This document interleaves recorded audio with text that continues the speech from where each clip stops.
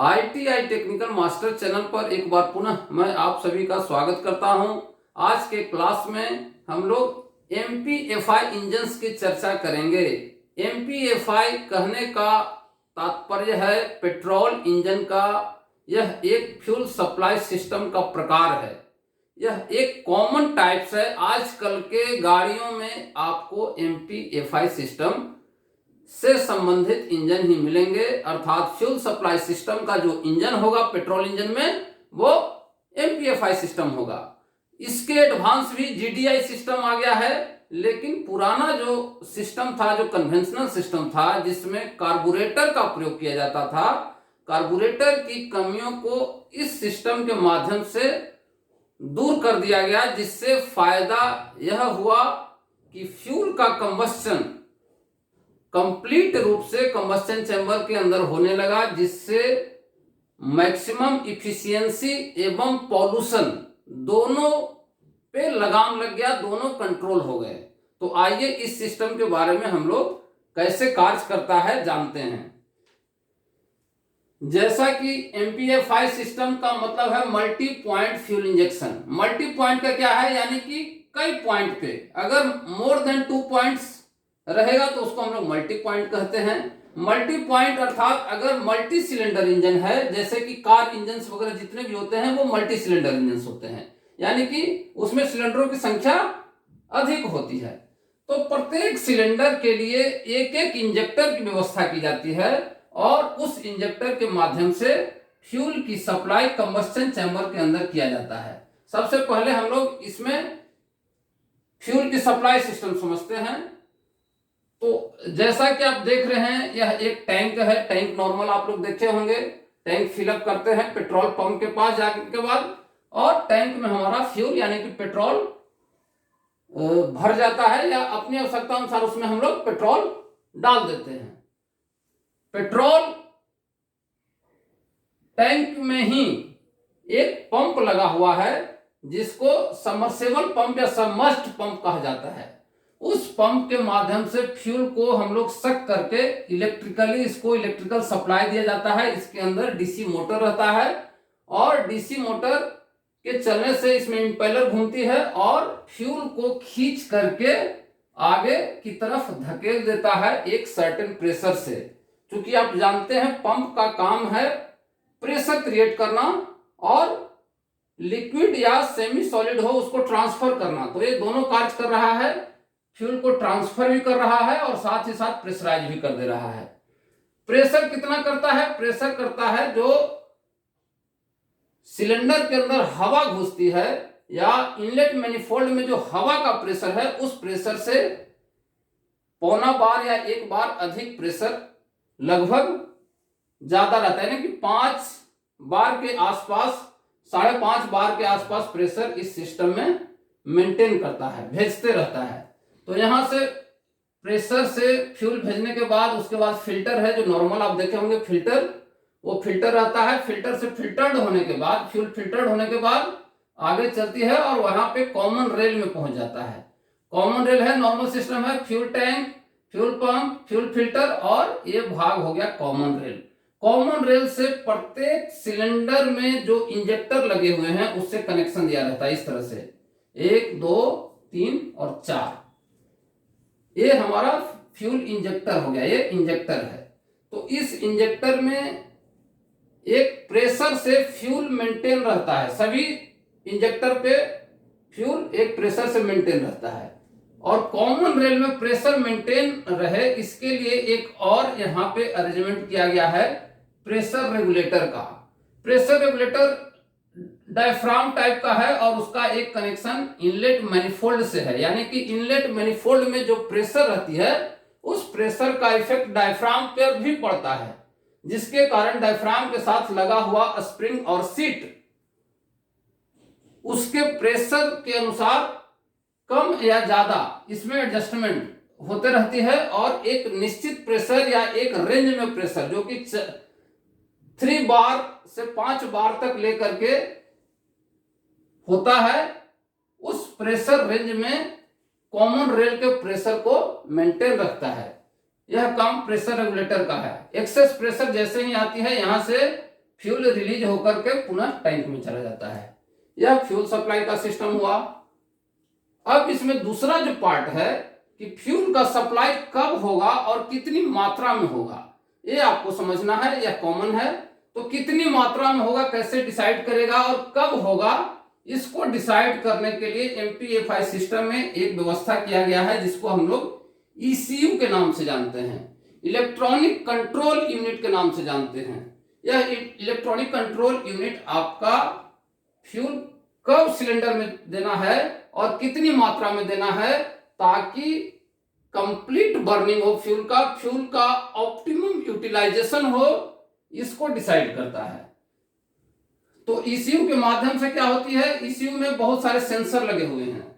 ECU क्या करता है, एक माइक्रोचिप है, एक कंप्यूटर है, एक इंजन का कंप्यूटर है, एक इंजन का ब्रेन है जो कि सारे सिस्टम को रीड करते रहता है और उसके अनुसार जो भी डाटा इसको कलेक्ट होता है उसको प्रोसेस करके पुनः एक्चुएटर के माध्यम से उसको फॉलो करवाता है ताकि फ्यूल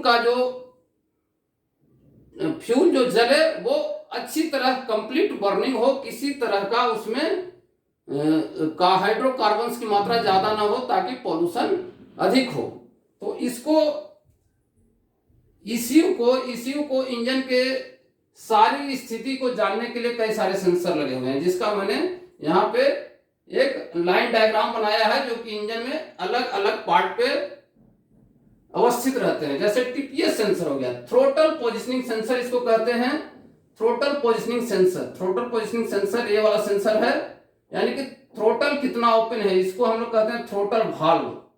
थ्रोटल भाल्व कितना ओपन है इसको बताने के लिए थ्रोटल पोजिशनिंग सेंसर है। अगर ड्राइवर इसको चाहेगा कि मैनुअली ऑपरेट करना है, क्योंकि ड्राइवर थ्रोटल भाल्व को कंट्रोल करता है, इसको हम लोग एक्सीलरेटर के नाम से भी जानते हैं। एक्सीलरेट करना यानी कि जब ड्राइवर गाड़ी को स्पीड में भगाना रहता है तो एक्सीलरेट करता है, तो उस कंडीशन में ये जो भाल्व लगा हुआ है बटरफ्लाई टाइप का भाल्व, वो बटरफ्लाई भाल्व का पोजीशन चेंज होता है, यानी कि पूरा रूप से ओपन होता है। उस कंडीशन में इसको सेंस करने के लिए टीपीएस सेंसर है। उस समय फ्यूल की सप्लाई बढ़ा देना है, क्योंकि मालूम है कि स्पीड होगा तो गाड़ी को ज्यादा पावर बनाने की आवश्यकता पड़ेगी, उस समय फ्यूल की सप्लाई, फ्यूल की क्वांटिटी को बढ़ाना है।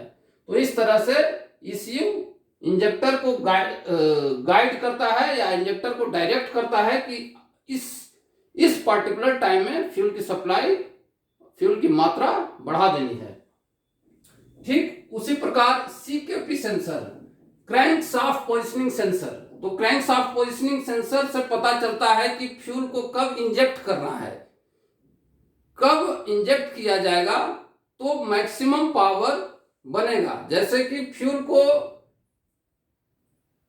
इंजेक्ट करने का टाइमिंग, जब सक्शन हो रहा होता है, पिस्टन जब सक्शन स्ट्रोक में हवा को खींच रहा होता है, उसी समय फ्यूल को इंजेक्ट कर दिया जाता है। तो ये पता चलता है सीकेपी सेंसर से। उसके बाद है camshaft positioning sensor. Camshaft positioning sensor से पता चलता है इसको, ईसीयू को, कि हमारा भाल्व का पोजीशन क्या है, भाल्व क्या है, खुला है, पार्शली ओपन है, क्लोज है, वो कंडीशन सेंस करने के लिए क्रैंकशाफ्ट पोजिशनिंग सेंसर है। ठीक इसी तरह से मैफ सेंसर है, यानी कि mass air flow sensor. Mass air flow यानी किस मात्रा में हवा सिलेंडर में जा रही है उसको सेंस करने के लिए माप सेंसर लगा हुआ है। माप सेंसर के माध्यम से ईसीयू को पता चलता है कि कितने अमाउंट में हवा सिलेंडर में प्रवेश कर रहा है। इसी तरह से मैप सेंसर यानी कि manifold absolute pressure sensor. Manifold यानी कि इनलेट मैनिफोल्ड, इनलेट मैनिफोल्ड के अंदर हवा का प्रेशर कितना है उसको जानने के लिए मैप सेंसर है। ठीक उसी तरह से O2 सेंसर। O2 सेंसर यानी कि एग्जॉस्ट मैनिफोल्ड में जो सेंसर लगा रहता है, एग्जॉस्ट मैनिफोल्ड में कितना ऑक्सीजन जलने के बाद निकल रहा है उसको जांचने के लिए, यानी कि इससे पता चलता है कि जो सिलेंडर के अंदर फ्यूल बर्न हो रहे हैं वो कंप्लीट बर्न हो रहे हैं कि नहीं हो रहे हैं। अगर कंप्लीट बर्न होंगे तो ऑक्सीजन की मात्रा कम होगी, अगर कंबस्टन सही से नहीं होगा तो ऑक्सीजन की मात्रा ज्यादा होगी। उस अनुसार फ्यूल की मात्रा कम या ज्यादा करने के लिए O2 सेंसर भी लगा हुआ है। कूलेंट टेम्परेचर सेंसर, यानी कि कूलेंट का टेम्परेचर कितना है। इंजन स्टार्ट करते हैं, इंजन ठंडा होता है, उस समय कम पावर तैयार होता है, इसलिए उसको ज्यादा अमाउंट में फ्यूल चाहिए, तो उससे देने के लिए कूलेंट टेम्परेचर सेंसर है। व्हीकल स्पीड सेंसर, व्हीकल का स्पीड कितना है उसको जानने के लिए व्हीकल स्पीड सेंसर है। यह ट्रांसमिशन जो गियर बॉक्स है उसके पास लगा रहता है और पता करते रहता है कि व्हीकल्स जो है कितने स्पीड से चल रही है। अगर स्पीड अधिक चाहिए तो ज्यादा ताकत की आवश्यकता पड़ेगी, ज्यादा टॉर्क लगाना पड़ेगा इंजन को, उस कंडीशन में फ्यूल की मात्रा को बढ़ा देता है इसके द्वारा। इसके अलावा intake air temperature sensor, intake air में टेम्परेचर का कितना टेम्परेचर है हवा का, यह जानने के लिए इनटेक एयर टेम्परेचर सेंसर लगा हुआ है। इससे पता चलता है कि जो इंजन में हवा जा रही है वो गर्म है कि नहीं है। धीरे धीरे चलते चलते इंजन जब गर्म होता है उस समय कम फ्यूल में ही अधिक पावर का निर्माण होता है, लेकिन जब स्टार्ट करते हैं हम लोग उस समय हवा ठंडा होता है और उस अकॉर्डिंगली फ्यूल बर्न नहीं होती है या ज्यादा अमाउंट में फ्यूल लगता है। तो उस कंडीशन को रीड करने के लिए यह इनलेट टेम्परेचर सेंसर है और इस तरह से ये सारा डाटा कलेक्ट करके ECU उसके अनुसार प्रत्येक इंजेक्टर को डाटा भेजता है कि कितने अमाउंट में फ्यूल आपको सप्लाई करना है। तो इस तरह से इसके दो पहलू हुए। दो पहलू में पहला पहलू है कि हवा कैसे सिलेंडर में प्रवेश कर रहा है, कितने अमाउंट में प्रवेश कर रहा है, इसको कैलकुलेट किया जा रहा है, उसके प्रेशर को कैलकुलेट किया जा रहा है। दूसरा है फ्यूल की सप्लाई कैसे होगी, कितना प्रेशर में होगा, कितनी देर तक होगा, कितने अमाउंट में होगा। और तीसरा जो ECU का डाटा है, ECU का डाटा इंजेक्टर के द्वारा उसको ऑप्टिमम पावर यानी कि अच्छी तरह जले, इस तरह से पूरे इंजन के सिस्टम को कंट्रोल करता है। इस सिस्टम को हम लोग MPFI सिस्टम के नाम से जानते हैं। इसमें मुख्य रूप से आपका सेंसर है जो थोड़ा क्रिटिकल है, लेकिन आई होप, मैं समझता हूं कि आपको यह सारा जो वीडियो है अच्छी तरह समझ में आया होगा। इसके बावजूद भी अगर आपको किसी पॉइंट में दिक्कत होगा तो आप कमेंट करके पूछ सकते हैं। Thank you very much.